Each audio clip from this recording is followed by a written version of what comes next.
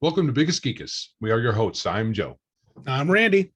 This is episode 65 of the podcast, and the date is Tuesday, December 7th, 2021. So we didn't play any D&D this weekend. No poop. And we're not going to be playing for this past weekend. We're not going to be playing this coming up weekend. I don't think we're going to be playing until the first of the year, right? I know, because this weekend I'm going to wrestling. Yeah, I want to punch somebody. I'll probably you. Yeah, I'm probably the Can't best. punch my wife because I actually love her. Right. So I would punch me when you get a chance. Yeah, okay. But yeah. So hey, I'm wearing my fair weather fan hat. Well, we're going to get commentary on that. Yeah. I'm definitely a fair weather fan. I don't give two craps about Michigan. I'm an IU guy, but they are in the Final Four of college football, so that's kind of cool. College ball. Okay. College football, yeah. That's cool. That might even be fun to watch. It might be. It's going to be, I think they're playing Georgia and Alabama's playing Cincinnati. Yeah. Which is, So I don't think pro ball is fun to watch anymore. It's hit and miss. Know. It is. It's so hard to, as long as they're not, virtue signaling all the time. Yeah. Okay.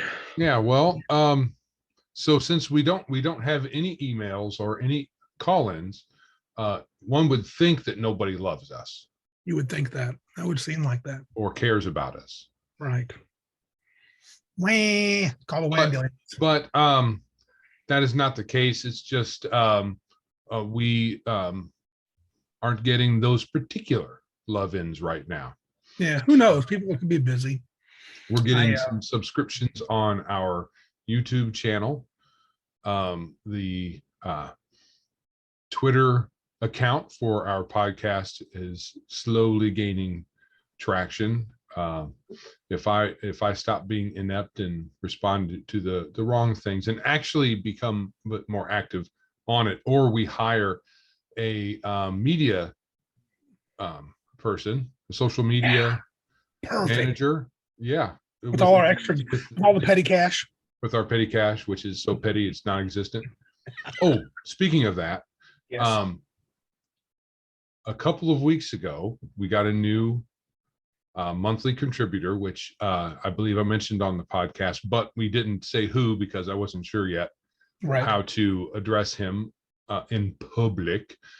He said to go by his YouTube handle, which is Arnman, ARNMAN, Arnman. So Sweet. Arnman, thank you. Yes. We now have a grand total of two. Yeah, baby. Cash is just flowing in. It's like I got to have a whole separate room in my house for all that cash. Yes. So 2, which is good, better than 0. Yep. Yes. And it's a start. So thank you, Arnman. Yeah. Also, what we have on the docket before we get to our main topic is kind of thin, but we have some commentary on Masters of the Universe. Part two. Yeah. I've yet to watch it. But I do want to give some credit to Jason at Nerds and Joe at Hindsightless, if they still listen or watch. It did appear from what I saw, I don't know if it was the video, one of the first part of the video of the show, or it was on a screen capture on Netflix. It did look like Skeletor did stab He-Man at the end of the first part through the side, but it looked awfully close to his chest too. So it looked kind of bad. So I may have been wrong, and I will admit it, that he maybe was not killed. But I watched a video snippet. It was like lower, right side of his lower back and through his belly. So I'm not sure how anybody thought it went through his chest. I thought that was me. I thought he just killed him outright. Yeah. So that was a possible mortal wound. Yeah, I mean, because you could have easily got some vital organs in that area. But I mean, it's cartoon and it's also superhero-y type stuff. So apparently somebody put some healing hands on him. So yeah, we have a link here. Spoiler, sorry. Yeah, you should watch Critical Drinkers Review if you've watched the video. I'm going to watch it I'm going in biased because I literally hated well, hate's a strong word. I just thought there was a lot of garbage there. And Joe at High and Silas vehemently disagreed with me, which is fine. And Jason at Nerds RPG kind of said, maybe not. I don't think he agreed with me either, which is fine. Well, he didn't agree. It's not that they didn't agree with you that it wasn't a good show, because I don't think either one of them liked it. They just didn't agree. Right. Joe said it was his favorite show. He just disagreed that there was any kind of like, too much wokeitude and stuff. And we can agree to disagree he's still insisting on the Christian themes, but he's high, so yeah, that's pretty crazy, Joe. Yeah, I don't believe that. But I'm going to look at, I'm going to watch this at some point, maybe over Christmas break, which is in 2 weeks, baby. A week from this Thursday, Randy gets a nice long break. So I think what you could say about the themes is they are broadly heroic in nature. So there's parallels, but they appear to do them very terribly. Yeah. So Critical Drinker gives a pretty harsh review, but I'm going to he does. I watched his review. Yeah, try to watch it. I'm going to try to watch the show, but if he's even remotely close, I'm going to hate it. But it's still on Netflix, right? It's on Netflix. Yeah. I don't have Netflix, so I'm not going to watch it. Nah. But that's all I wanted to say about that. I will come back with a further review once I've watched it, because I don't want to be. I shouldn't have watched Critical Drinkers review because now I'm biased, but not really. I was biased going in. I hated the first one. I was probably going to hate the second one.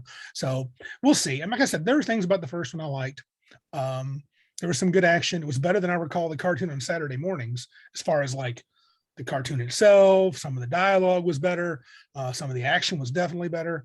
But the art and animation are better. Yeah. Whether you like the depictions of the characters or not, the art is arguably the art is tremendously better. Yes. Yeah. So, but anyway, so yes. And I already mentioned contest. Oh no. There is, maybe I can share this. There is an article up on Ian, is that Ian World or no, RPG.net. Yes. On holiday gifts, since it is the season of giving. Yep. Let's see here, where are we at there. Share. Ooh, I think that was the one I liked the best, actually. Right. Nice dice tray. I'm going to scroll up to the top. Now, this is just a image for the article. I don't know if it's it's not depicted below, but yeah, I don't think it's a gift. Oh no, it is jewelry box. Jewelry box. Okay. $14 for a very small box. Yeah, not interested. That's the thing about all these dice boxes and things like that. They're all really small. They hold very few things. Now, if all you want is a set or two of dice, then it's good for you. I like carrying like 2-pound sacks of dice. Right. Most people probably weird for most people. I'm probably like a mutant or something, but that's what I like. So I can't recall the early days that I would even carry around this many dice. I always had a lot more. So yeah, but I like carrying lots of dice. I don't know what that's about, but that's the way it is with me. That's pretty gamer. That's pretty gamer. That's pretty normal for a gamer. It's a nice box though for those who are not on video. It's got I don't know if it's a real kind of wrapped leather look or if it's faux leather, or it looks like wood, and then they've tried to make it look kind of like how some boxes are bound in leather as well. Yeah, I like that clasp too. The clasp is pretty. The clasp is nice. It's well made. It's just small. Yeah. So I don't know if they're going for the leather look there or just tooling, but it's an interesting looking box. Yeah. And it's not very expensive. It's only $14. So yeah. And next up is a dice roller, a dice tower with a skull on it, because of course it's going to have a skull on it. I don't know. I don't care much for dice towers. Yeah. I was infatuated for about 2 seconds. I was like, nah. I know, it's just one more thing to carry around. I mean, if I was running a game at my own place, maybe a dice tower would be something I would do, but right. But it's nice looking though. Yeah, it looks plain. It's kind of plain. It just, all it really is to those still who are just on audio, it's essentially 2 wooden boxes inside each other. One of them has a skull on it with a die on its forehead. Hey, I wonder if that vertical one rotates down to where it's flat. That would be kind of cool. Probably most of them are like that, where they have a travel position. So yeah. Hopefully you're right. Yeah. And for those on audio, this is this is on EN World. I thought it was a different place. Maybe it got redirected. Yes, it's EN World. Gift ideas for game masters. Oh, that's why you have this article up. Dude, that's right. A method. There's a method here. That's right. I'm trying to. In other words, gift ideas for Randy. That's what I'm talking about. I kind of glossed over that title there. Actually, I just noticed it right there that it was.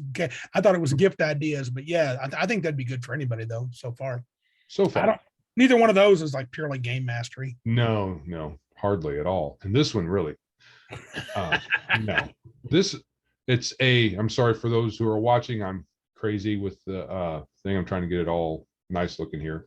This is a ball. They call it a die, but it's a ball. It's a D60, man. A D60 for, I don't know what game system, but if you need to generate a number between 1 and 60 or any number that is divisible at the far end evenly by 60, there you go. Yeah, it's a big bronze ball. It's pretty massive. Bronze ball. Good luck with it stopping somewhere. Very probably unlikely. Yeah. I wonder if it gives the dimensions. There's a link. Let's see if it gives the dimensions on how big the ball is. It is a link to Amazon.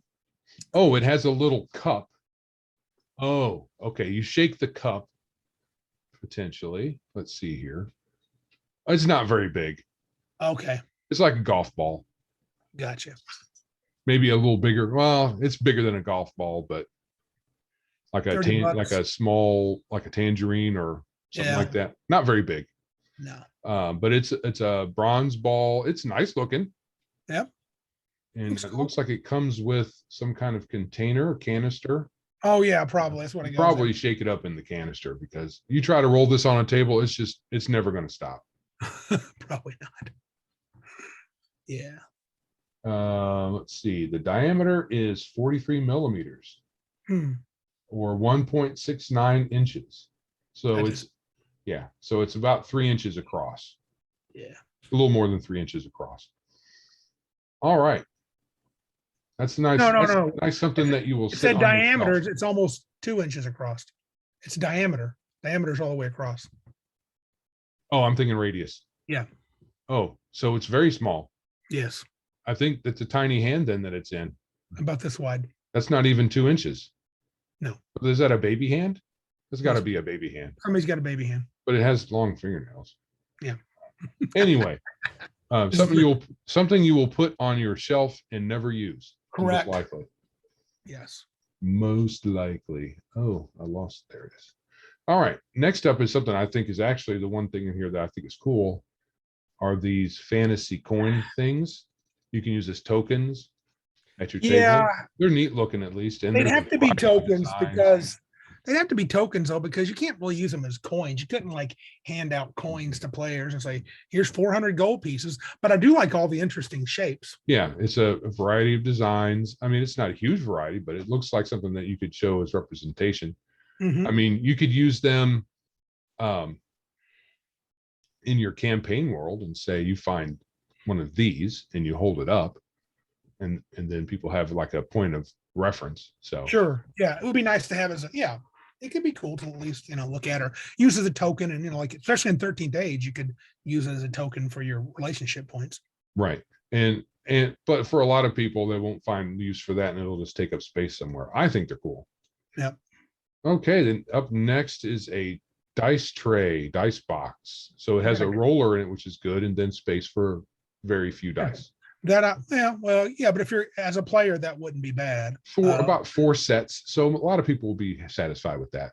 Just not me, because I'm right. You need thousands of sets of dice. I do. But it's nice looking. It looks sturdy. Yeah. But I think it's a little expensive. $40. Mm-hmm. Next is monster tokens that are. I wonder if these illustrations come from like the 5th edition books or one of the. I'm not sure, but I tell you books. What, those do look cool. I mean, those I like the gelatinous cube looks pretty cool too. Yeah, they're all pretty solid. I Yeah. like them. Yep. Let's see. 40 pieces for $40. $1 a piece. Even the small ones. I don't know. They look pretty sturdy though. They don't look like, they look thick. So Yeah, they do. Oh, is this a metal edge? click on the link. Let's see. It looks either metal or very shiny plastic. Oh, look at that. Let's see. On Amazon. They give you a bag. Chill Approach is the name of the company. Okay. Weird name. Premium D&D tabletop RPG monster tokens. 40 piece. Let's look at some details. It doesn't say there what they're really made of. Let's see. Eye-catching design, which we already mentioned. All right. They're shiny looking. Maybe they got a little plastic top to them. Maybe. Because they're reflective. Yeah. Those aren't bad. They're not. There's good illustrations on them. Colorful. Yeah. Yep.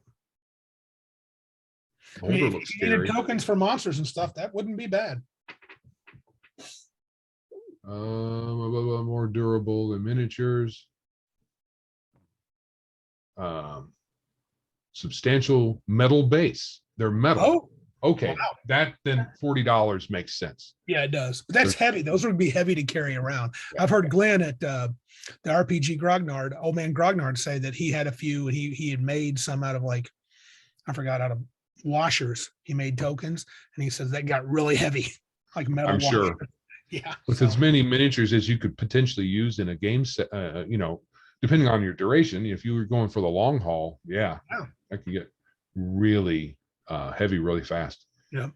We got a copper dice set for $65. And they look all right. And it looks like it comes with a wooden box. A little harder for me to read. I think I'd pass on that. Yeah, they're kind of crude looking. Yeah. It may be just a bad picture. That also might be the intention too, though. Yeah. So who knows? $65 for a set of dice is kind of steep, even if it's metal, in my mind. Yes. And last on the list is a game bag, which is very small. Well, it looks like it isn't for miniatures. No, it says bring your laptop. It says Portable Adventurers Pack. Bring your RPG games to life with an integrated foam storage compartment that accommodates up to 16, count them, 16 miniatures. Maybe it's just for miniatures, but still. No, it can't be. It's only gear and books on route for the DM. Yeah. Weather resistance. If you're playing Savage Worlds, that would work. Yes. Because their book, you can get they have very small size books. Also, the RPG Pundit has a book that would work really well with that. Oh, you picked that up, huh? I did. Nice. It's a nice book. Is it cool? It's well put together, very solid. We'll make this as part of segment 1 too. We're going to get out of here. This adventuring bag, while it looks nice, it's very small. I know it looks small, though. He does have. That's a cool. If you look at the loops down there at the bottom, holding a map, it's got a loop on the side of the bag. Yeah, and slide a map. That's kind of slick, but still. So as long as you don't bang it on anything, then it. Yeah. And ruin your map. Yeah, but this is RPG Pundit, one of his books. It's not his latest, but it's called World of the Last Sun. It's a compilation of articles that he released as products on Drive-Thru RPG. Cool. What does he call them? RPG Pundit Presents. Yes. And it's a whole line of articles. Oh, okay. This is a gonzo world. It's magic and tech. They have guns, intelligent skeletons and zombies, a whole kingdom of undead. Oh, wow. But it's basically a set of geographical areas with a theme. It's a world with a theme, and but the high level details are given, and encounter tables with interesting and entertaining encounters, I would have to say. Oh, I'm sure. Yeah. I didn't know what that. I thought that was a campaign book, but that's just a list. It is, but it's and it seems thick, but it's a smaller book. Oh. But I think it's sufficient, and it gives a lot of different, like say, factions, which are so they're geographical locations that have a power center, within them, the inhabitants, and they only really talk about the very, very, very important people, like 1 to 5 people or creatures. So basically a quote unquote campaign world where you could really fill in the blanks. Yeah, because it's high level details. It gives a background that doesn't need necessarily to be exactly that, or there's enough questions and vagueness in there that you can easily make it your own. Very cool. So I've read the background story, and I've read a few of the power centers in it. And it's— You just recently picked that up? Huh? Did you just recently pick that up? Yes, fairly recently. It's been a few weeks, but it's taken some time to get some time to read. Yep. I've been working a lot. You have that. You have Lion and Dragon too, right? Lion and Dragon, I believe so. Okay. But yeah, brief read, good. He brings some— okay, so I've said before that I don't think you should bring real world politics into your game product. Right. And probably not even your table if you can help it. I mean, I'm not going to. I think most people will not have a good time when you do that. Right. Usually. But you can parody that stuff. Yes. Very well. And I think that he does that in a few spots. And cool. So there's the undead kingdom. Yep. Has white supremacists in it. They're white. Really? Yeah. They're whites. White supremacists. Right. The monster white. Yeah. The monster white. Right. That's very cool. So yeah. Very slick. I like that. But I think so far it's well presented.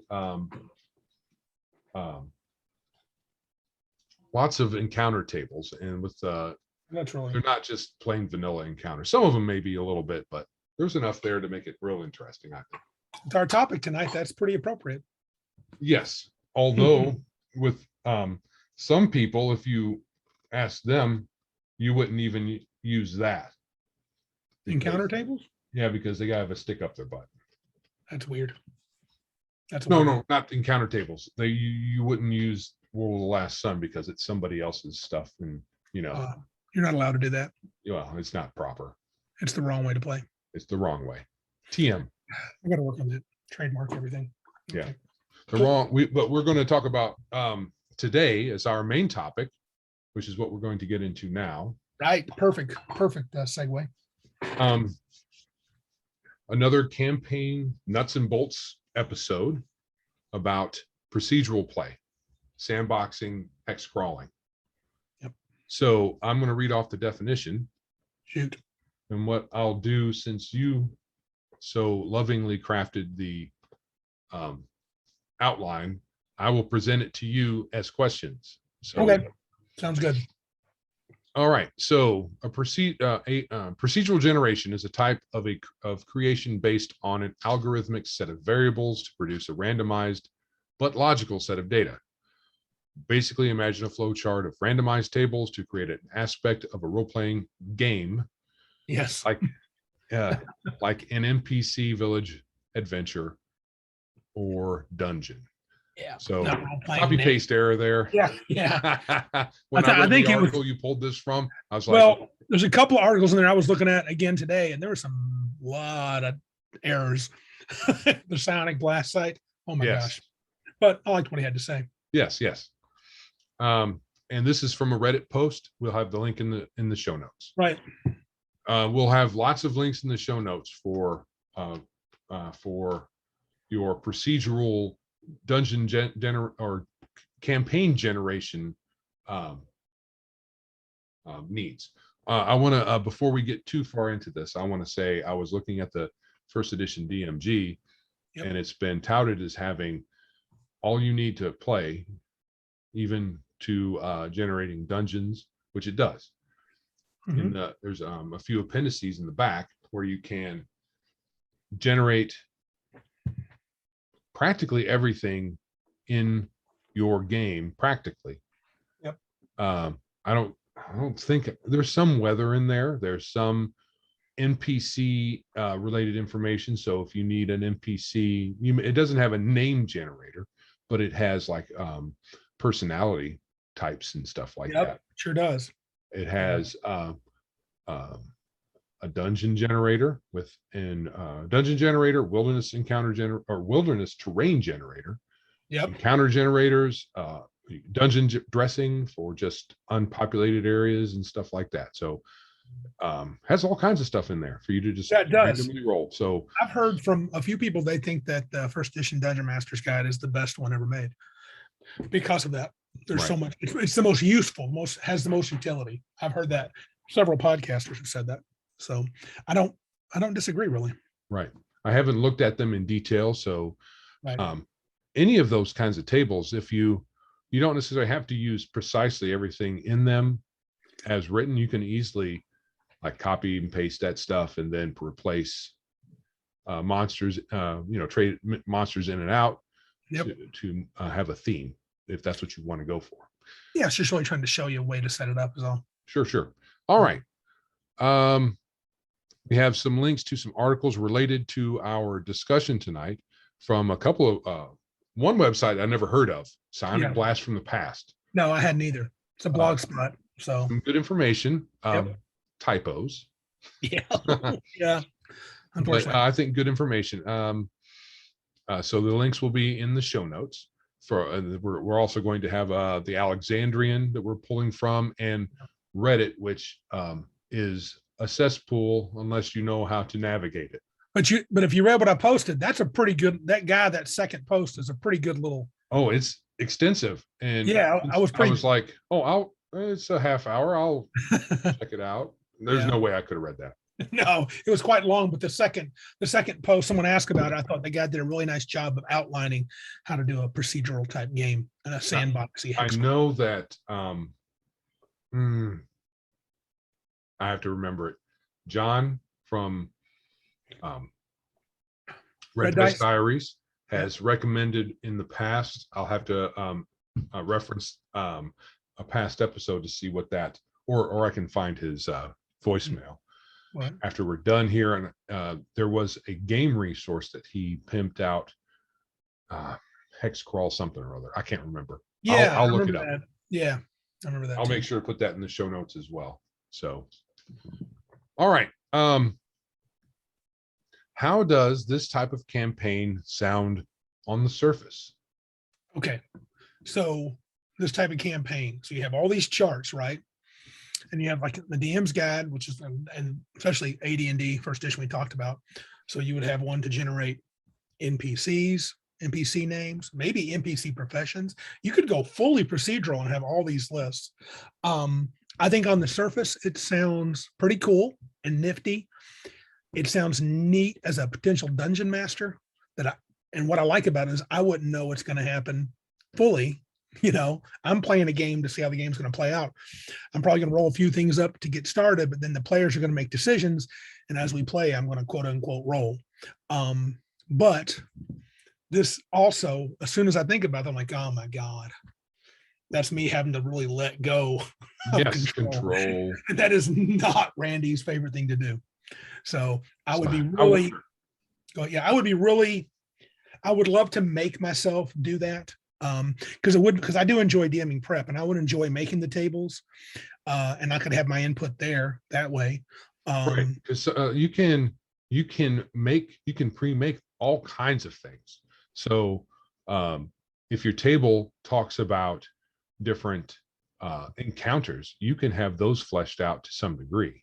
Oh yeah, ready. And if in your part of this is going to be hex crawling, so when you determine what's in the hex, what can be in the hex is a wizard's tower or a castle or an abandoned temple or something like that. And if that's in there and that's something that the players could run into, you'll have to prep that in advance. At least to some degree, yeah. I think depending on, you can just use something like dungeon, DONJON, or is it DON? It might be DONJON, Donjon, yeah. DONJON. It's the card from Deck of Many Things, the Donjon. Right. And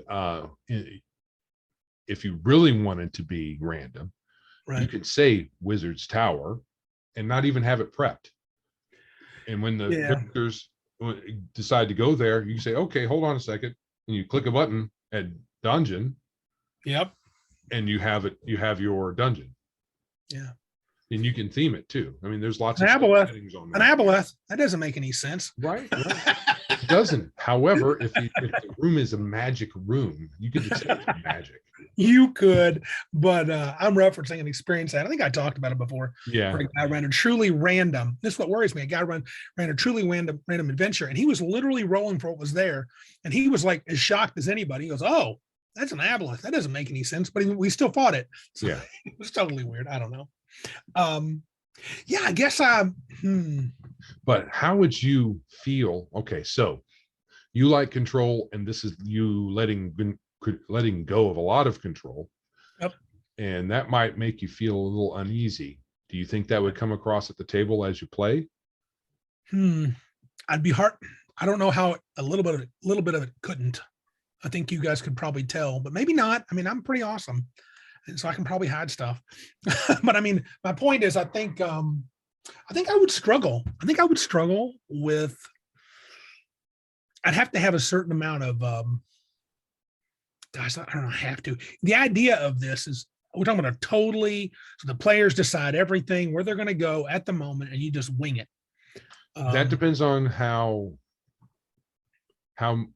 much you lean into this, because you can have your jumping off point, and your procedural point begins when the players decide which thing that you've laid out before them they want to tackle, right?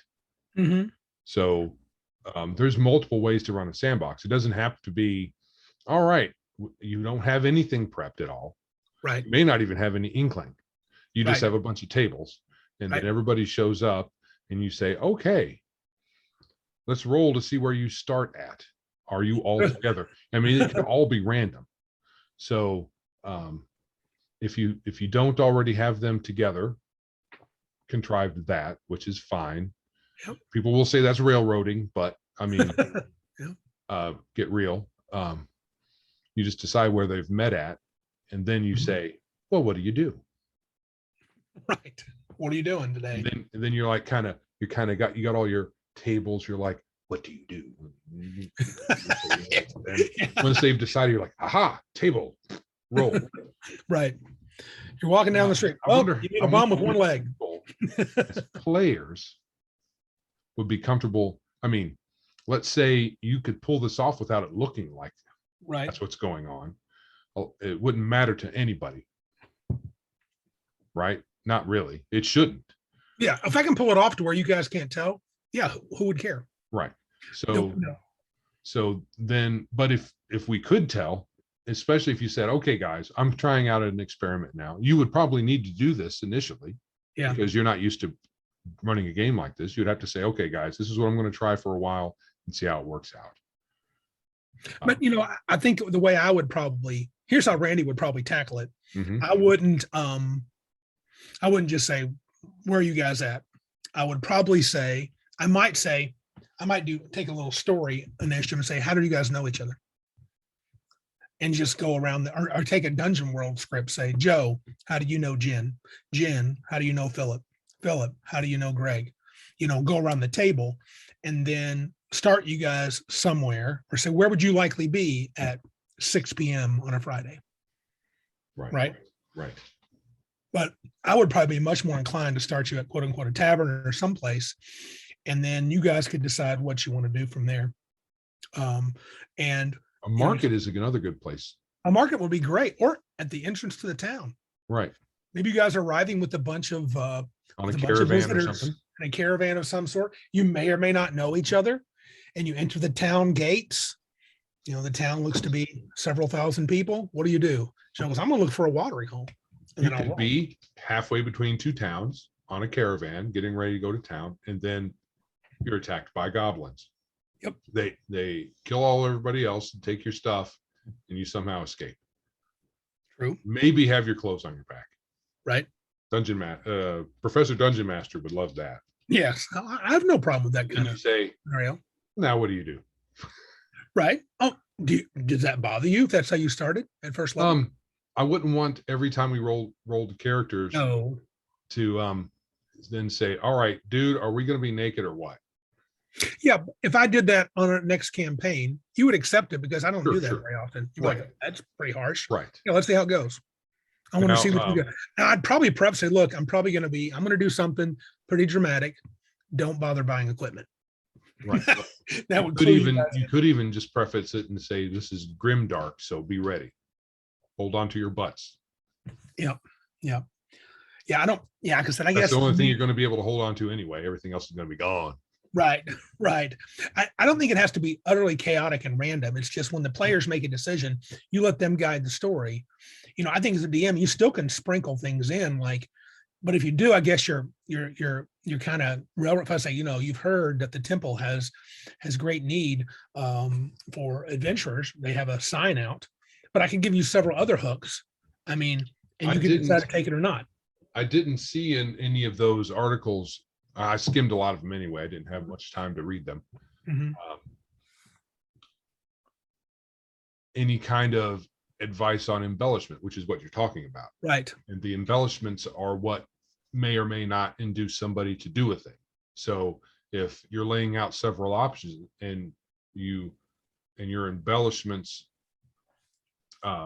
drive people, let's say option 3 sounds best because to you it sounds best, and maybe you've embellished it a little bit more because you like it best, that might drive them. But there's no way to really get around that unless you don't say anything. Okay, well, you have 4 options. Right. You're in the tavern, you have 4 options. You've been approached by or have heard rumors about 4 things. These are the 4 things. Blah, blah, blah, blah. And the players say, we're not interested. We're going to go out. We want to go to the marketplace. Okay. Sure. And then you can roll marketplace encounters. Yeah. And encounters, things could happen. You might have. And so I guess that's a thing that would be useful to you could do. But if you want to do total random, I can't imagine saying you're starting at the village of Hamlet. What if I did this? You're starting at the village of Hamlet. You guys are all at Hamlet. Figure out why you're in Hamlet. Joe, what do you do? And then Joe would say, well, I'm at Hamlet for this, so I'm heading here. Jenny, what do you do? Well, I'm at Hamlet for this, so I'm heading here. Philip, what do you do? Well, I live here, and I'm the baker's son. So I'm probably delivering some bread, annoyed, because I'm really looking for a life of adventure. Right. I mean, do I then narrate and go, you just happened to run into Joe as he's heading across the town to go to the Wizard's Tower? You know, and you've seen him before. He says hello and quickly moves on. What do you do? I mean, I'm taking control of your character, but I'm saying I don't have to. I mean, that's really loose. Let you guys just decide everything. And yeah, I don't know. To me, I think there'd have to be some. I mean, how would you as a player react? I mean, let's say you have a guy that's going to DM and you trust him. He's not a douchebag. He's been a good dude. He's DM'd before, and he just all of a sudden, I'm trying something different. And he said, you guys are at Hamlet. What do you do? Oh, sure.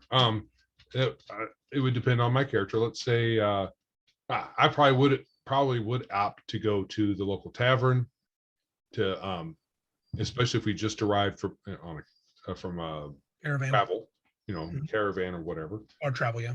Travel and walk there. Who knows? We just arrived, go to the tavern, get some food, hear some gossip, meet some people.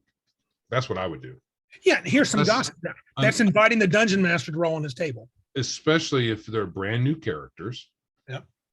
You maybe have a sentence of background because you really shouldn't have more for a first level character unless you're ready to sacrifice all that background you just wrote. If you just like writing, great. Right. Unless you're playing 5th edition, which you could write a novel before you play, and then you're never going to die anyway. So anyway, so yeah, that's the easiest way to just start off. You could even depend on your character class. Like if you were a wizard, is there a wizard's tower here? Or maybe there's an herbalist or someone else that they could find interesting to talk to. Mm-hmm. He could say, oh yeah, I just get to town. I'm going to speak to the first guard that I see and see if there's anything that a group of adventurers could tackle if they know anything. Stuff like that. There's all kinds of ways that a player can engage into something like this without going, I don't know. Right. And I don't think we have too many players that would just stare at me blankly. I think we have a lot of players that would like I'm going to get involved in something. Right. Which could make it easy for me. I mean, like you could come to the table, I could have like a handful of encounters of creatures that are based off my table, or NPCs or whatever, but I don't have a real story to speak of until I see what you guys are interested in, and I can play it off the cuff. That's probably what really good improvisational DMs do. They just kind of have a couple ideas in their head and maybe jot down a few stats or have the book open to the monster stats and sit and they see what happens. And a village doesn't have to have anything going on. It might be a hayseed town, and all they have going on is the next wheat harvest. So right. You say, "Oh, there's nothing going on here. We're just gonna. Where's the? We just came in one road. Is there another road that we could take? Yeah, right. There's two other ones. Okay, we pick one, and then you do some random encounters. They don't all have to be monsters. They could be NPCs, any kind of interesting things that can happen on the road." Yep. So how does it strike you, this type of campaign? How does it sound to you? I think I could have fun with it. I don't really care. Oh, so as a player, you have no preference. I don't. I just am down to play. So for me, a sandbox sounds interesting because anything's possible. If you say we're doing a module, well, that there's the module. Right. Where's the hook? Right.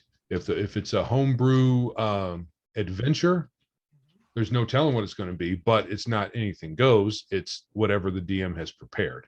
So that you have to you're either going to be fed the hook very obviously, or you're going to have to discover it after either some minimal, engagement with NPCs, or depending on who's running it, it could take an hour just to figure out what you're supposed to be doing, which that's annoying.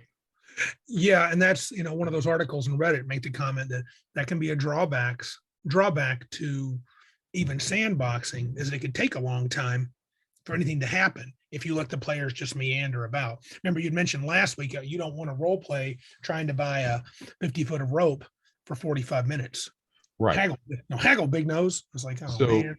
So either the DM needs to let the players know that it's a sandbox, or whatever word you want to use, hex crawl, dungeon crawl, whatever.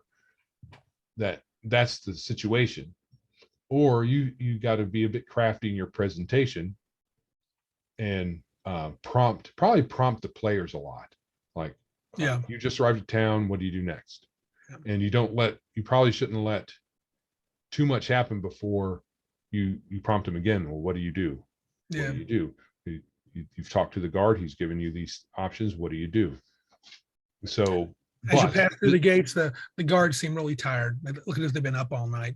Right. And they give you a once over, and they let you in. You pay your small tax of a silver piece and head into town. And off to your right, you see two men arguing by a tavern. They seem that one seems to be upset about what he's gotten for his pig from the other guy.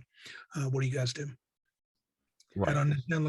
So yeah, I mean, not that you got to do something to them, but you could even, those mundane things, if the players are interested in it in a sandbox style, it could be nothing, or you can make it something. Right. Because you could say the guards are real tired. Maybe they've been real busy. I ask, hey, why are you so tired? We're pulling double duty, man. We've got to keep a watch every night. And it seems like, ever since those goblins attacked that last caravan, and we're seeing lots of little groups of goblins all around the region. And the mayor's, he's afraid that they may have an all-out assault on the town before long. Something like that, right? And that could bring you right. And with the right kind of players, all you need is a little bit of I mean, sometimes a little bit. All you need is a little bit of a embellishment or a hook, whatever you want to call it, for the player. And it doesn't have to mean anything at that point in your mind. Nope. You just say a few words. And on your random encounter sheets, you may have a couple of encounters with goblins. One riding wolves, one with them.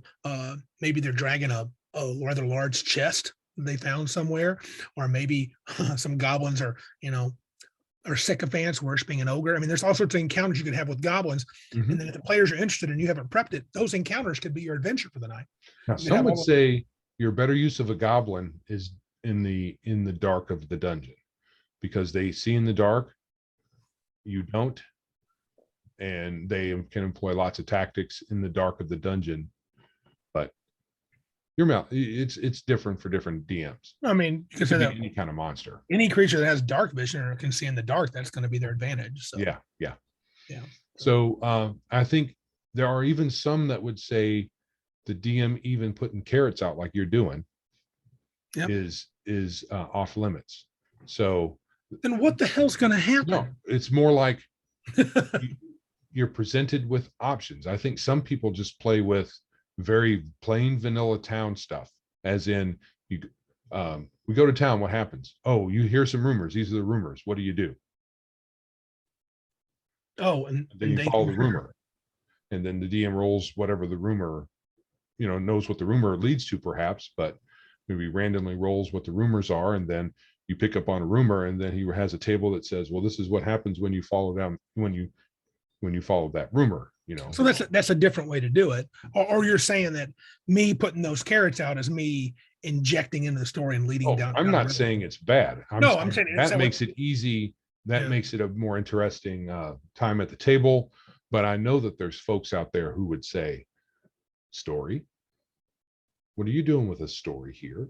Why do you have story in my D&D? Well, that's side tangent. Let's go down this road because I'm trying to figure this out. So if there's no story in your D&D, and okay, let's go down this.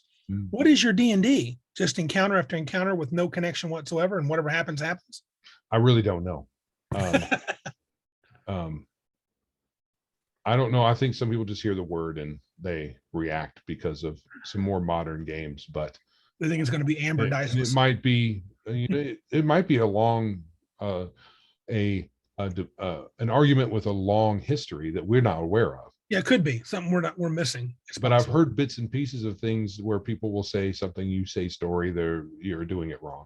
And so I'm just imagining folks like that, how they would react to you saying stuff like that about town. If there's not supposed to be any story, what are you supposed to do? Right. And it sounds like more like a video game, especially the older video games.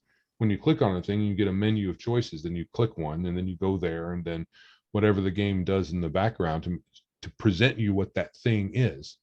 How would that be? How would that be different than me emailing the players? Here's the 12 rumors you've heard. Which one do you guys like? We like number 11. We're going to pursue that. Okay, then I prep that. Right.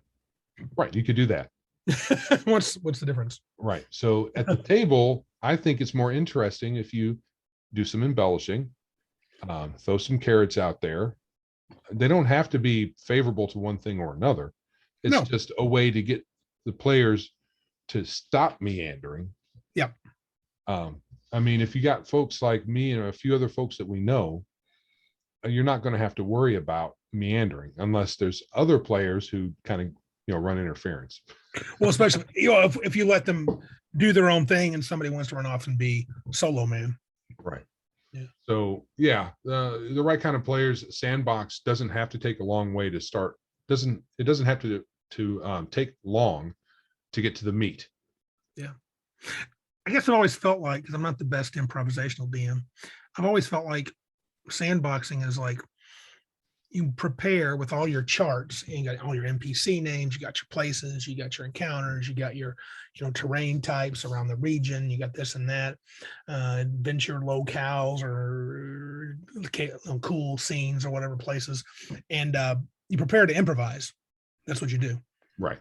Which I've always loved the idea, but I always find myself, I know when I've tried to make a list, I have a list for our Mudsword game, and I'll roll. Here's what's going to happen. I'm like, I don't like that. Kind of like, that's boring. I'm gonna pick number 7. So I mean, if it's not undead or demons or constructs, it's boring. Or someone claiming to be the flame princess, and she's not really that, and scare everybody away. Which ended up being what? What did that end up being? Oh, a succubus. A demon. So it was a demon. Yeah. So obviously, we should really metagame about that. What is it really? Right. It's a demon. Come on. It's a demon. It's a demon. Yeah. So I think what sandboxing has for it as a pro is the wide open spaces and anything goes. the players can feel like they have more agency, which I'm not sure if I agree completely, because you're going to make a choice and the DM's still going to tell you what the choice means. Right. You're not going to tell the DM what the choice means. It's like, the people that complain, and we complained about the quantum ogre, but in the end, if I've used the quantum ogre, because I have, you never know that. Right. And I don't think it's ever been like, man, I know Randy just made us do that. There might've been early on, but I've done that multiple times. Like, I don't care what they do. They're fighting this thing because I want to see this fight. Right. And well, that's not sandbox structure. Yeah, I agree. It's not. Have a good time. Sure he did. Right. I mean, and I think that's the key to it, is everybody having a good time. And if they can't tell that there's some hijinks behind the screen, it doesn't matter. Yeah. It really doesn't. But the sandbox has the wide open spaces. It's easier pre-game on the DM for sure. Well, yes. I think the first time I did it, for me, it wouldn't be the first time because I'd be nervous. Mm-hmm. And you know how I over prep, I would probably have 4,000 charts and I could never keep track of them. So I'd have to control myself because I'm always afraid like they're going to go somewhere I'm not even ready for. But the truth is, when you think about it, how does that really happen? The players would have to like, whatever I describe, they could say, not interested in that. Not interested in that. We'll keep looking. Okay. And like, well, on this side of the wall, you see these two guards talking. We're going over the wall. Okay. What do you see? You see a river. All right, we're following the river north. Okay. Okay. Roll random encounter. Oh, tentacles come out of the water and drag you under the water and you drown. Roll another character and stop being so stupid. Yeah, that's true. If they were being belligerent, that's what happened. Yeah. A bunch of river trolls come out. Well, first level, yeah, I know. Sorry, that's what I rolled. Don't be dumb. Yeah, roll initiative. Oh, let's not bother you. In fact, when the trolls come out of the water, they all have a T-shirt on them, and it says, "Don't be dumb." Get good. Get good. Yeah. I do think, especially, and I do this anyway, I was rewriting my notes today, a few minutes before class started, from last session, just some things that I had some ideas of how I was going to expand things. And I think you have to take good notes if you're going to sandbox, because if you wing something, let's say, this is going to be a mysterious stranger. He has 2 swords. He wears a cloak above his head. His skin is very dark. He looks somewhat elvish. Right. Okay. And you got 2 scimitars. And it's like, I'm going to make a note. This is Dritz Duerden. He's here for blah, blah, blah. They met him and they were nice to him. He didn't show his face, but he said, thank you. And he took off quickly. And, he left him with a token. So they've kind of made a friend with Dritz, whatever, So that would be I think you should make those notes. Or this tavern, I called it, the Dragon's Left Foot Tavern or something, right? Right. It better be called that when you come back. Where's that Dragon's Left Foot Tavern, huh? What are you talking about? Right. So if you are going full on random and you want some continuity, if you're not, and if your players aren't concerned too much with continuity, maybe don't worry about notes, but it's probably a good idea. I would not enjoy a campaign where it was not continued, unless I was told up front or set it up. There's an element of entropy that is acting on this town. And one day it's called Greyhawk. The next day it's called Waterdeep. The next day it's called Sigil. I mean, and so it's changing constantly. Yeah, but that would probably get old. But I think the other thing, what was I just thinking? Sure. The other thing that is pro Sandbox is that it can lend, especially if you do keep notes, and especially if you try to maintain some consistency and continuity, it can often simulate a living, breathing world. Yep. And I guess maybe doing a lot of prep can do that too. If the DM knows a lot about the world and can set things in motion, and they're not static. But you have to remember. I would say in any style of play, if you drop, say, hey, we're looking for rumors. One of the rumors is there's some ghosts on this mansion on this hill, right? And the players are like, we're too low level, we're into that. Okay, fine. Then later on, a month or two later, they hear the local graveyards are missing a few bodies near that mansion on the hill. We don't care. We're gonna go kill some more orcs. Yeah, my granny's grave wasn't robbed, so I don't care. Exactly. So the players ignore.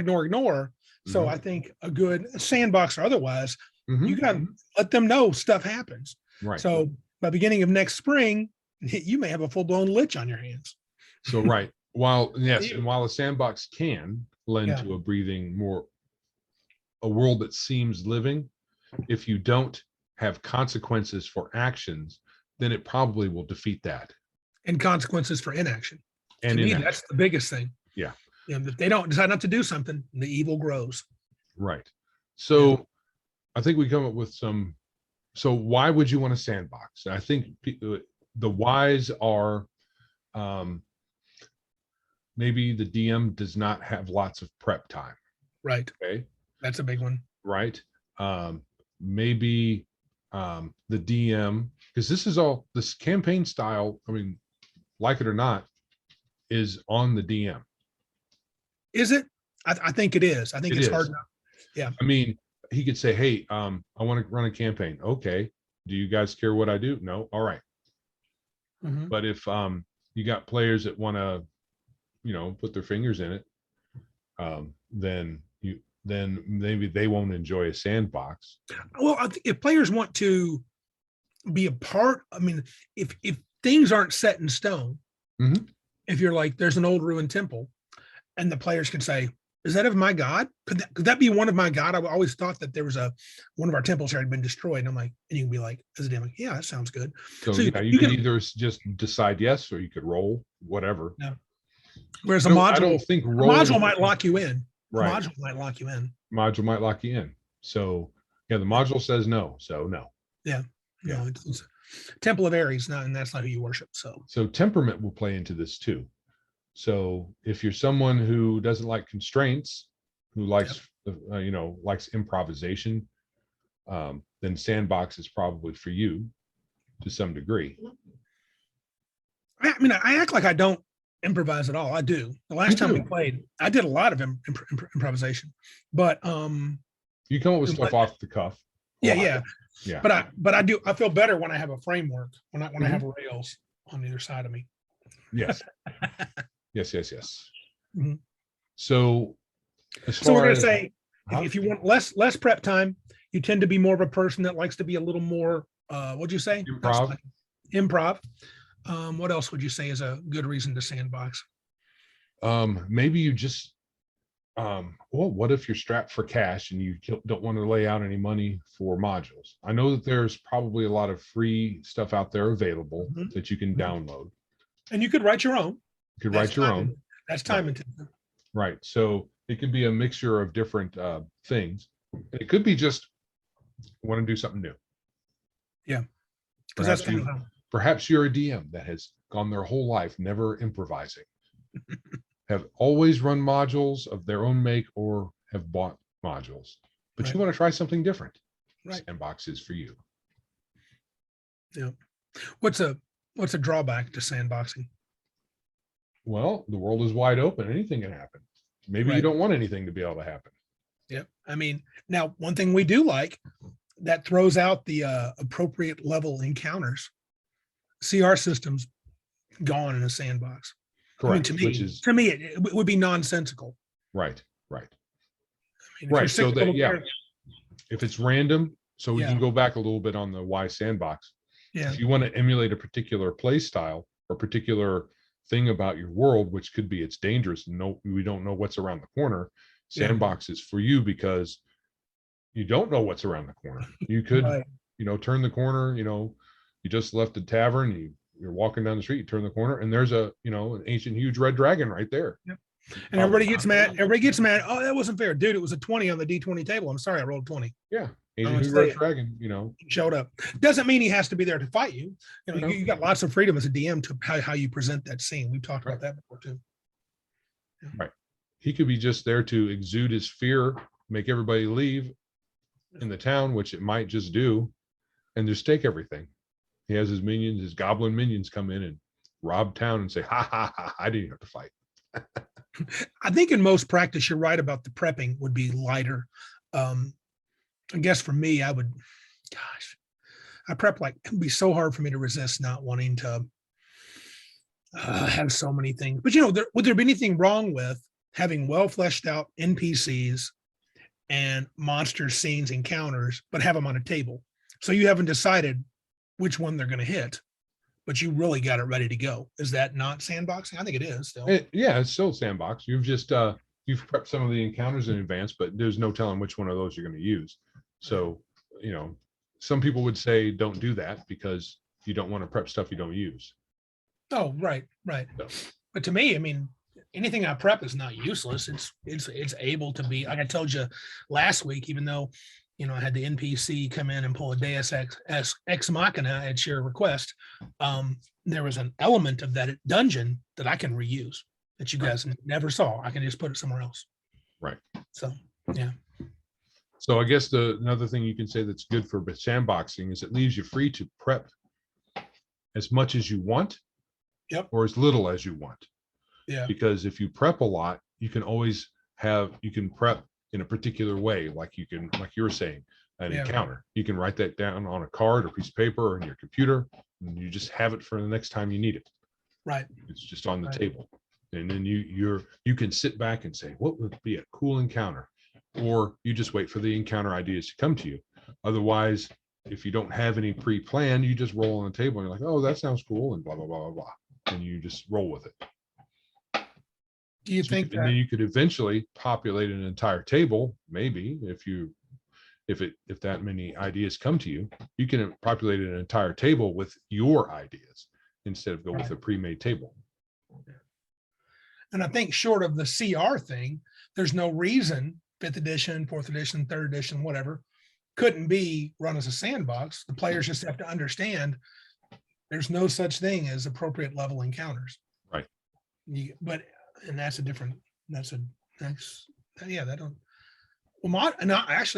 run published modules, they would have what they think is even if they're running 1st or 2nd edition, they would have what they think is reasonable encounters. Right. For your characters. Yes.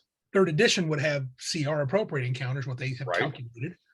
So I guess maybe that's a difference. So you could more easily run the non-CR type world. Every region is not a blue, every region that's blue is safe for noobs, and every region that's red is dangerous for anybody under level 7. We're not going to have that crap. Right. So it doesn't mean you have to, right? Your chart doesn't have to have a huge red dragon on it. No, it doesn't. You can design charts that are appropriate for your party that you're running. Yeah. I'm inclined to always put something in there that I think would probably kill half the party. Just because, not to be a killer, but I think there could be something dangerous in almost every region. And if they screw up and end up, fighting that thing, it could be bad news. They don't have to die. They might win, but there'll probably be a price. Right. Out in the wilds, who knows? Who knows what's out there? It reminds me of one thing that's got me thinking about this over a year ago was Tale of the Manicore, how they, spoiler alert, those haven't listened, the first couple of episodes, these low-level first level characters encounter an ogre. Yes. And I'm like, and they're like weakened, they have no stuff, and I'm like, oh my god, this thing could toy with him and kill him anytime he wants to. But definitely made for a cool story. Sure did. That's a grim dark if they're ever. It's very grim dark. Yeah. Right. So sandboxing is probably not for hyper control freaks. No, like me. Right. I keep threatening to do it though. I keep threatening to try it. Just haven't pulled the trigger yet. Right. If you really love a particular module or set of modules or a company who produces modules, or you just like modules in particular, sandboxing is probably not for you. Some people love just running through modules for one reason or another. Sometimes it's just, I heard this thing about this module, whether it's the encounters are cool, your characters are likely to get lots of treasure or a particular item of treasure that you're looking for. So in the sandbox, you're not necessarily going to come across the thing that you want to come across. Yeah, as I mentioned last week, I like using modules. I rarely run them as written. Right. And I do write my own. I've run my fully own adventures. That's a real thing. So, but they're also, I think me is just a control thing. In sandbox, it feels too loose for me. Right. And some players may not respond well to sandboxy type things. With a module, you have ready-made in everything's ready-made for you, just about everything. So you don't even have to really prep, really, Right. except to, I mean, we talked about it last week. You really should read it in advance, but you don't necessarily have to. Nope. It's going to be better for everybody if you do, but you don't have to. I've misread or not read something in a module and thought it said something and ran it a certain way. And not only did it make the encounter different, it led us to a completely different conclusion. Meaning, yeah. it was like, I was like, that's what they never intended. Now, I never told you guys that. Right. I just ran it as it was, as weird. And what I did was it ended up being my adventure, even though I hadn't intended for it to be, because I thought it was this. And you guys said, okay, we're pursuing this. And we got way into it. And, you know, the next week I'd set it down and read the module a little more. And I'm like, oh crap, that was completely wrong. They're going here for the wrong. That's not even a thing. Oh, I guess it is. It is now. It is now. It is now. Yeah. So sometimes players, I think, feel more freedom when they have some constraint to work around. Because if you have too much, if it's all open, then you can get analysis paralysis. Like that idea, you walk into town. What are you doing, Joe? Right. You're in the headlights. Yeah. In town. Okay. Versus if I say this guy, this rather husky looking halfling, he's nearly 3.5 feet tall, bumps this lady, grabs her purse, takes her running down an alley. Joe's like, oh, yes. Huzzah, let's chase that foul little thief. I'm not chasing him. I'm going to zap him with a lightning bolt. Right. Yeah, just lightning bolting. Crack. I don't have no time to chase. You're dead. Yeah, that was actually his purse, and had the money in it from his baker. He was the baker. She had stolen it. She was fencing it. My bad. Sorry. And if you're sandboxing, I could screw Joe that way. Yeah. Even though I made it look like a robbery, I could just say, well, look, now Joe goes to jail. He loses his spell book. And there you go. We all love having our expectations subverted. Oh, it's so much fun.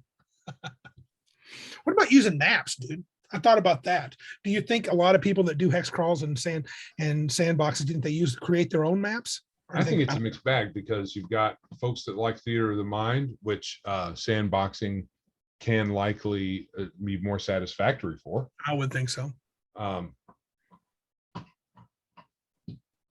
Maps, though, are perfectly fine with a sandbox, because especially if it's just a blank map. Right. Except, it has rooms on it. It might be even keyed to a module, but you can ignore all of that and roll random for each room you go in. You can even use the first edition DMG, like we were saying earlier, to see what's in the hallways, or what the entrance to it is like, and all that other stuff. You don't even necessarily need to you can get a module and just yank out a map and then just roll random crap in it.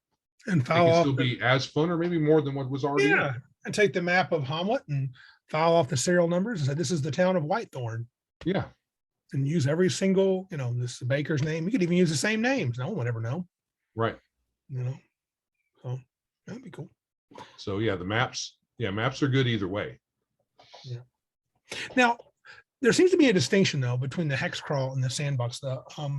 Alexandria had a lot of good stuff. He has several articles on how he hex crawls. And when I read some of that, and when I listened to Tell the Manicore, he rolls these dice as they go across the land. And when they enter a new place, he has what does he call it? Stumble upon roll. Yep. You stumble upon something, the weather every day, how far you travel, and the direction, and getting lost roll, I think, is something we should pay more attention to.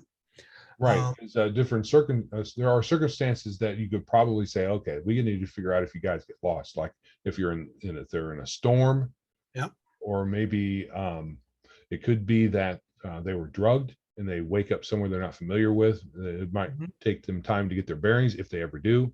There's a number of different things that could cause you to have to roll that. And something else, if you leave the beaten path in a forest, you could easily get turned around. Sure. maybe if you had a ranger or a druid or somebody who was particularly skilled at navigation, that's when that would help. But I mean, I remember an old D&D, original D&D, when I played Beckme, we had the basic set. They talked about roll to see if they get lost. And I'm like, what? Don't these guys know where they're going?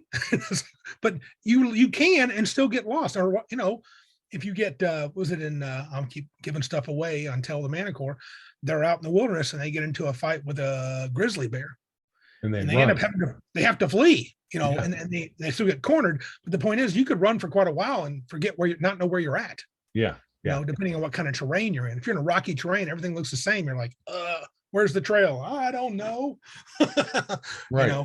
If you're underground, if you're underground, or if you're in a dungeon, your typical, who knows how it got there dungeon.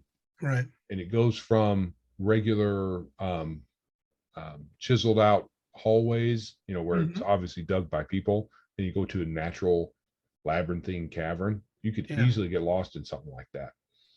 Or even imagine one that's well chiseled. I mean, like several levels completely worked out. But if it's 45 rooms on a level and half those rooms are empty and you get turned around, you get into a fight with a wizard and he casts darkness and you have to run out of the room to see.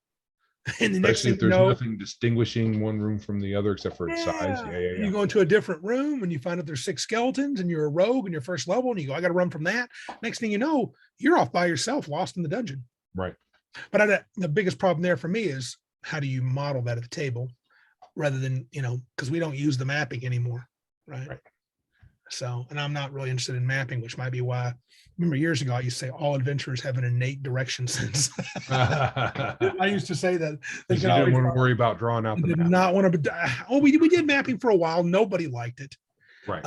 And I got tired. If you turn left, well, this is where it was left. And that's what I said. I need to draw it wrong. And then they're like, I want to see your map. And I was like, and I should have said, no, you're lost. But I was like, oh, here. And they go, oh, that's not right. And they would change it. It's like, this is a waste of time. You could make a table up for that. And if you have a location, whether it's above ground, below ground, whatever, that you have a varying degree of familiarity with. Let's say you go to a place for the very first time, but has very distinctive architecture, or maybe it has vines and different things running through it, so that makes it easy to follow. So you could just have a roll, and on let's say a D6, in a place that's easy to navigate for whatever reason. Yeah. You only get lost on a 1 or a 6, depending on how you roll. Whatever, yeah. But if it's very easy to get lost in a particular place where you've never been before, maybe it's 2 out of 6. The only way you don't get lost is to roll a 1 or a 6. Right. If you're in like some really like a maze. Yeah. As long as you're not doing anything particular to make sure you know where you're going, like using chalk or marking things, or someone in the group says that they are sketching the map, the location as you're going, which means you're going to take longer to get from A to B, and there will be times when you run and you're not going to be sketching. So, no way. And what if you get knocked into a body of water? Sure. Then the paper all just goes away. Yeah, you're screwed. So I wonder if that's something that would be, I think a sandbox would lend itself to that, because in most modules you got kind of this purpose to get somewhere by a certain time or to complete these 4 or 5 different things. And you can sandbox. If you have a dwarf in the party, then you might be able to forego rolling a getting lost underground thing. If you have a ranger in your party or an elf, let's say, and you're above ground, maybe you don't have to worry about getting lost above ground. So, unless you come up, upon a place that's maybe it's mystical and magic in the area causes you to get lost. Right. Then having a wizard in your party would help. There you go. So there's things you can make it interesting without making it really, like, okay, you get lost and you never find your way out, you starve, you die. New characters. But I mean, I think one time it'd be interesting to push the lost concept to where, like, man, we are low on food. Right. Currently, we're keeping track of food and stuff in our Mudsword game, and so that would be an interesting thing to do, to where you're like, crap, because I mean, again, Tell the Manicore, they have that problem. kind of Right. one or two times. And that, to me, that adds tension, makes things interesting. And having an encounter is not very fun then, even if it's just a couple of goblins. Like, man, we got to fight and we're still running low on food. Yeah. So yeah, I think we're still coming with good ideas to Sandbox because it's making for good things at the table. Oh, I think so too. I think, And hex crawling too. yeah. Hex crawling is you literally are exploring the land in the campaign world and going from one, usually it's 30 mile across hexagonal region. And there's a chance of something interesting. Usually you have probably at least one feature within a 30-mile radius that could be somewhat interesting, and all sorts of chances for random encounters or even full-on adventures. And you go on a particular hex and you might find the Temple of Elemental Evil. Right. So stumble upon that. And so I think I thought of another reason why you may not want a sandbox. Oh, what's that? If you have a particular scenario in mind or story that you want laid out for the players, or if the players have called for a particular scenario or story, sandboxing is going to be difficult. Now, if it's a loose enough story, you could have a framework within which you could sandbox different things, but having a predetermined tale. And some people, like Heathen Dog from Legion of Myth, will say, I have a beginning, a middle, and an end. So sandboxing for him is difficult, except in the in-between.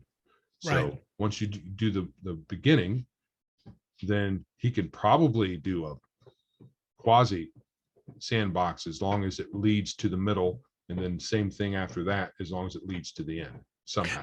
And I think for me, and I really want to, after this discussion, I'm really feeling like I want to try to do sandboxing stuff. You know me, I love to have the big bad guy, right? And he's up to no good, and the players better figure some stuff out before long. Things are going to get real bad. Yeah. Right. I kind of like that story. I do that quite a bit. So I think you could have a combined approach, and we might want to talk about that in a future. Yeah. A part 3.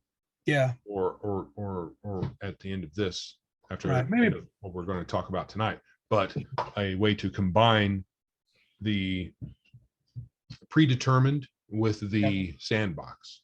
Yeah, and I think that would be a good discussion, because I honestly think that I have elements of sandboxiness in my games, though I am definitely more of an adventure writer. I have an adventure planned. It doesn't mean I like, oh, you have to do this, but you guys can use, oh, this is the adventure, let's do it. So, yeah. Yeah, and I think you were just saying something about modules are still helpful even with the sandbox, because you can, even with a random roll, randomly determined outcome, you can randomly determine you're going to this location in which this particular module can be played out, either in part or in whole. Yeah, hex number 4 from this town is the Tomb of Horrors. If they go there, they will see the entrance. They can choose not to go, but if they go in it, that's what they're experiencing. Right. So yeah. Right. And I think did we mention this before? I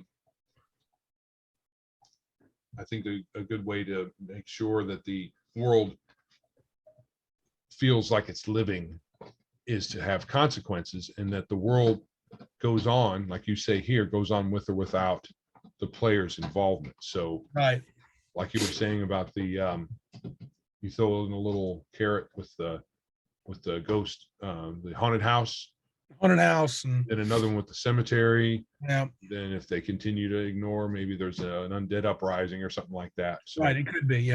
You can have that. Doesn't, I don't think, preclude sandboxing. No, because the players might say, okay, I guess the town gets waxed, we're gonna go to the next town. We're out of here. We're 4th level, we're not finding a necromancer. And then they're 5th or 6th level, and oh no, there's a gigantic horde of undead generated out of all these villages and towns that were overrun by undead in succession that you kind of ignored. So now half the world is undead. So what do you do now? And that 7th level necromancer is now a 15th level lich. Yes. Okay. Now, you didn't want to fight him at 7th level. You want to fight him at 15th, and he's an undead spellcaster. So and you say all this, and then you say, so what do you do now? We go to the far reaches of whatever. Okay, so I guess we're going to do a little Walking Dead here. The world's going to be overrun, which could be an interesting campaign. Could be. That would be cool if the players caused the world an undead apocalypse and they had to live in it. Right. And what would be worse for them is if somehow people found out it was their fault. Oh, that would be awesome. Then they won from that would actually be hilarious if the players did that, and not through their own, like, we're going to be jerks about it, but just they thought. You just went mute.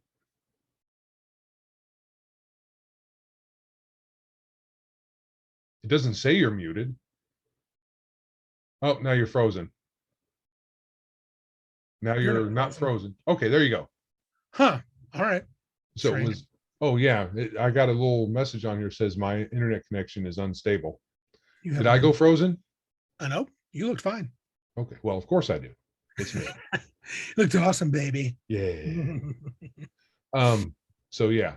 So when you went silent, what were you saying? I don't. You're saying something about you were saying something about the undead hordes? Yeah, I was just saying that, it would be neat if players did that without, like, not non-maliciously, and say, well, we're going to try to fight the undead. What do you mean there's 200 of them? Oh crap. We're going to try to free help the town, and they try to help, say they're good guys. They help the town escape. They free all the people they can. And they go, well, you need to live here in the big city. Don't worry, that undead horde is going to be taken care of. We told this wizard about it. He's a good guy. He'll take care of it. Well, what if he ends up being an ally to the necromancer, and he's Saruman to Sauron, or he just failed? Yeah, or he fails. He dies, and he becomes a servant.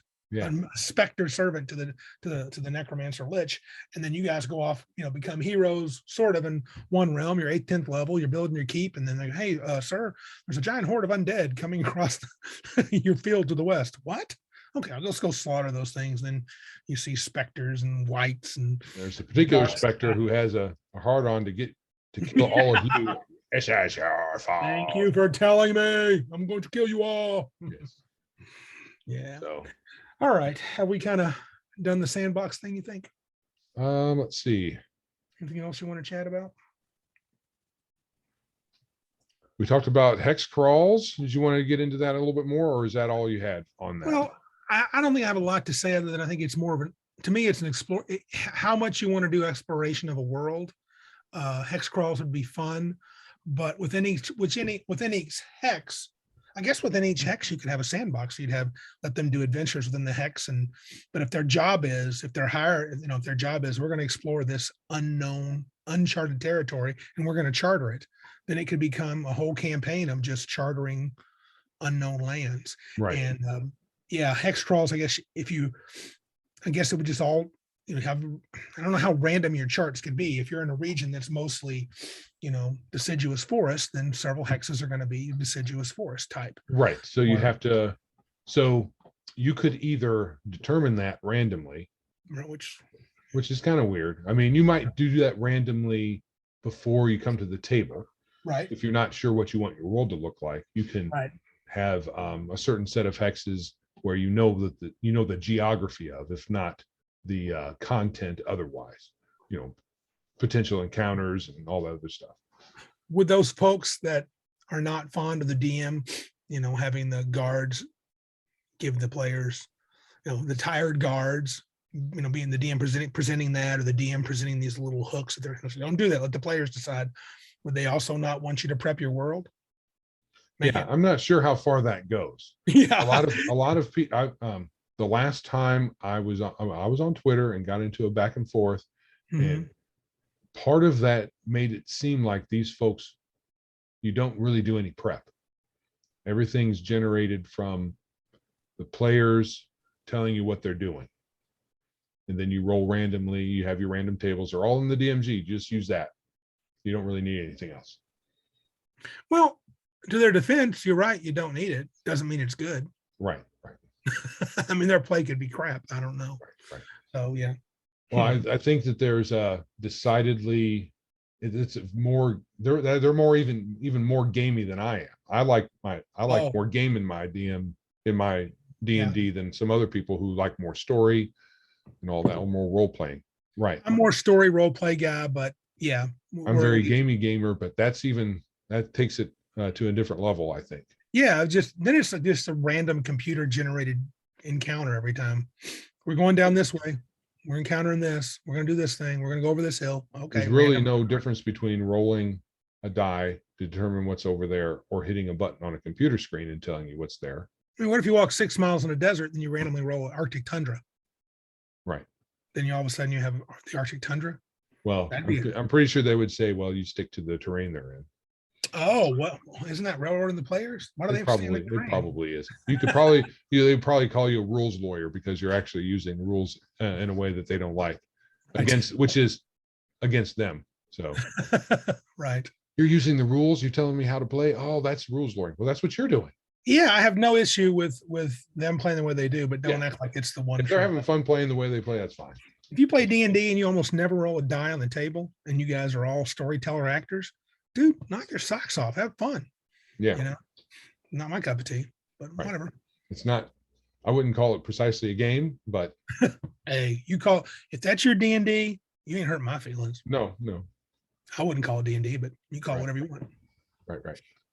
All right. So, again, if there's any of these points that anybody out there listening would want us to go into more detail on in a subsequent episode, let us know. Send us some email, comment on our video. Any way you can get a hold of us would be great. Yep. Leave a voicemail. The link will be in the show notes. So,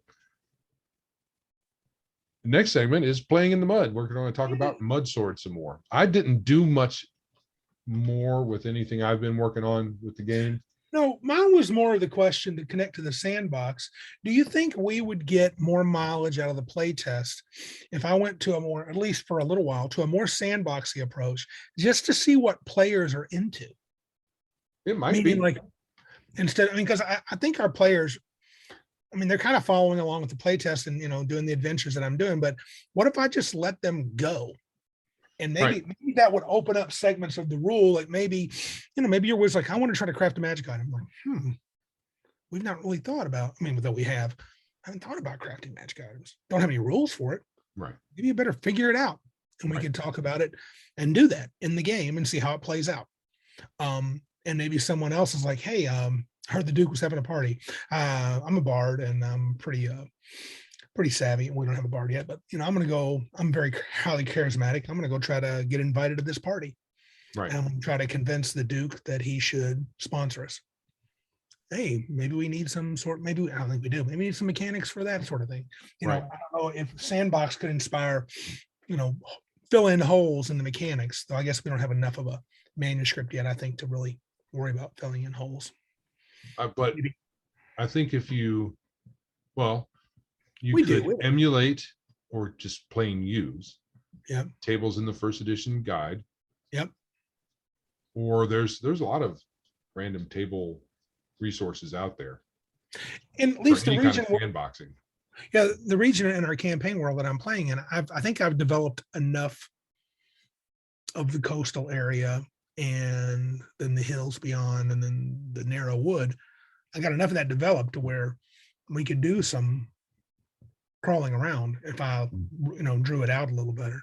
So what I think that sandboxing or hex crawling would do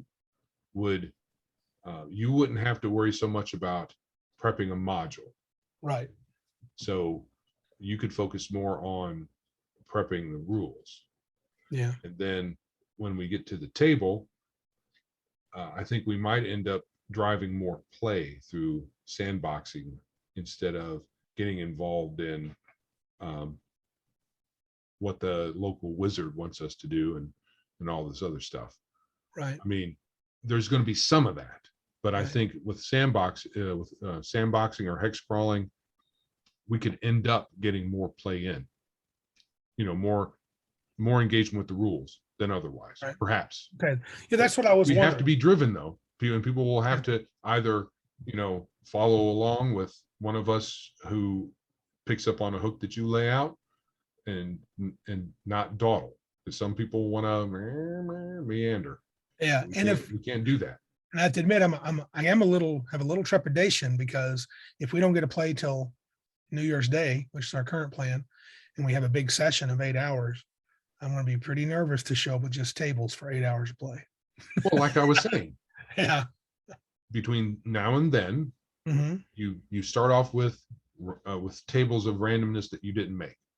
But Yeah. if between now and then you have, oh, this would be a cool encounter, and you replace them, you write it up and you replace one of your entries, or this would be a cool with hex crawl tables. There's look, it's what's in this hex? Is it a castle? Is it unpopulated? Does it have some other feature? So you can come up with cool features you want in it, in your table, and then you can come up with longer tables. Right. So it gives you some freedom from being constrained by the module to come up with interesting things that you would like to see presented at the table, but you might end up like, oh, I really wanted to do that. And just right. Fudge roll. Yeah. We're going to do that. Yeah. Who knows? I guess to me, I would just, it's a risk. Well, and there's just my interest is I'd want to see what the players, I mean, I'd like to be able to say, what do you want to do really? Well, what is your character interested in? Right. And see where that takes us. But we could also have 4 or 5 different, I want to do this. I want to do that. I want to do this. Right. So I think you might want to, if you're interested in what the players want from their characters, email, right? If you don't get any response, then when we sit at the table, you say, okay, what do you want to do? Right. You preface that with, this is what's happening at this moment right now, presented with this, what do you do? And then we go. Right. True. You know me, I'll just jump in and blaze a trail and we'll go there. And well, you guys have a lot of, we're using, I'm currently using Hamlet and Nob and the Temple in some version of it. It's somewhere out there. Yeah, it's been, you've heard comments to all those places. People have made a comment about the Hamlet in the city of Nob, the town of Nob, the town of Hamlet, and some about the Temple. And last time you heard a little bit more about that. So you guys could be guided to that, or you might be like, hey, I want to go, what's this way? But it'd be nice if I had a map so you guys could decide what's this way. Or I've heard about, I want to go east of the Lonesome Coach Inn. Well, I hadn't thought about that. So I should have some random set of stuff, or maybe a hex or two figured out, at least what could be there. And you guys could go there and roll and see what it is. Right. So, let me consult my notes here. I seem to remember. Yeah, I think we already talked about some of this stuff. Let's see. Yeah, I think we talked about your spell ideas, which were good. Yeah. And I haven't done much as far as rules, other than I have added in, I think I've added in the spell casting change. I want to make that announcement. I think I'm going to build a PDF for the rules. I haven't broken down into pieces. I'm going to put it all together in a single PDF. Okay. So we've talked about having race specific classes. Yes. So that humans can be unlimited in most classes, except for perhaps an idea we had that the races would have their own, which kind of emulates races class, but giving them some options beyond that. Yes. So I was thinking about what a dwarf would be, and what about a giant slayer? Because that's kind of iconic for dwarves to be trained to do that. I mean, your first level giant slayer sounds kind of weird. You're not going to be slaying too many giants at first level, but maybe that's something they could do after they've been, maybe they tapped out a fighter. Right. They could go down the giant. They could go for training for some sort of giant slaying. Yeah, that would be something. What if those classes are like, to borrow from 3rd edition prestige, but they're not like, they're just a continuation, but a specialized focus, so that you improve versus giants. We have to think about, I'm not sure that would work. Do they just keep getting better as fightery dude, or I'm not sure. Yeah, just a thought. Yeah, I was also thinking of the halflings. I'm just spitballing here. Sure. It's what's the other word? Brainstorming. This may never see the light of day, the giant slayer. And I'm sure it's done somewhere else because it's kind of Yeah. kind of It's something. it's pretty I'm generic. sure it's been done, but so halflings. Yeah. Halflings are iconic in burgling, being Right. stealthy. Yeah. But as far as making them viable in kind of general, I was thinking something more along the lines of calling it an explorer and being kind of like Indiana Jones. Oh, okay. So in that they take an interest in strange and exotic locations, and let's go find out what's over there. And they might have more survival. They might have more survivability abilities that let them survive in difficult terrains. So a way for them to be thievy, right, without being thieves. Right. So they may know how to navigate traps and stuff like that, and they're going to be nimble because they're halflings. Right. Another one, I'm not sure where I'm getting this from, but I know that in the harrowing of the Shire, right? One of the, I think it was not Bilbo, not Frodo. Pippin, Merry. Samwise became the sheriff, didn't he? Yes, yeah. Okay, so I was just thinking, it'd be probably too much of a town job, not really something you go out and do.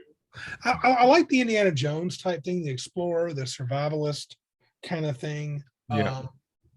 So I've always liked the blade singer for the elf, kind of the marrying the magic and fighting, the dance. So there's always been two kind of things for elves. They're either nature boys or they're wizards. So I'm sure we can fashion something out of that. I was just thinking druids, but you said that once before. Maybe we could. I mean, elves could be, the druid class could be specific to the elf. Yeah, especially since the wizard gets some druid-like things. Yeah. Then wizards can still have. There could still be humans that have access to some spell, some magic through the wizard class that emulates some iconically druid things. Right. But if you just make a druid and say that's the elf can do the druid, I think that would work out well. Yeah, it really could. Okay. All right. It's good. So just brainstorming. Yep. Maybe do a little sandboxing on the first. We'll see. Yeah, let's do some of that just to see how it works out. It may not work out. Yeah. But at least we can say we tried it out and see what happens. Yep. All right. Anything else we're going to say before we sign off out of here? I got nothing, bud. Huh? I got nothing. Got nothing? Nothing. All right. Nothing. If you would like to support our show, please visit the many places you can find us on the interwebs, such as our website, www.biggestgeekuspodcast.com. I sure wish I could shorten that. No. I could go with .net or dot. Oh, then you could do biggestgeekus.net probably. Yeah, something like that. What's the difference? Well, it's just a different. I can't remember what the last bit, the .com high level domain. Yeah. Sure. I don't know it would be all that different, but .com is what everybody knows. Oh, yeah.